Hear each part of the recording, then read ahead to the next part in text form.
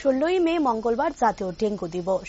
Dengue একটি virus ঘটিত জ্বর এবং এডিস মশাই রোগের বাহক। তাই ডেঙ্গুর ঢেউ উপলক্ষে আগরতলা পৌর নিগমের কনফারেন্স হলে অনুষ্ঠিত হল এক সেমিনার।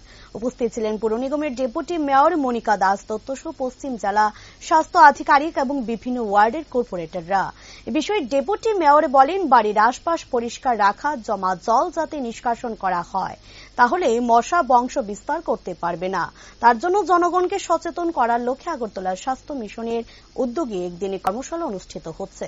তাই সকলে মিলে ডেঙ্গুকে পরাজিত করতেই হবে।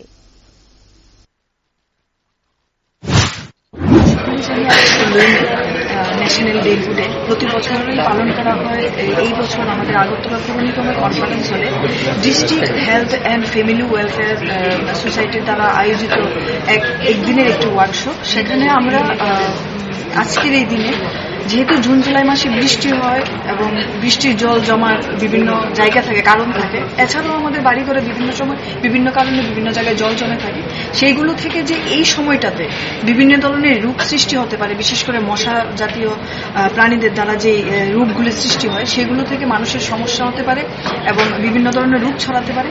সেই জায়গাতে জনগণকে সতর্ক করার জন্য, জনগণের মধ্যে একটি সচেতনমূলক বার্তা দেওয়ার জন্য আজকে আমাদের এই ওয়ার্কশপ, এবং আমরা এই ওয়ার্কশপ থেকে সেটাই প্রচেষ্টা আমাদের যে আমরা ডেঙ্গু ম্যালেরিয়া থেকে কিভাবে আমাদের রাজ্যের জনগণকে রক্ষা করতে পারি।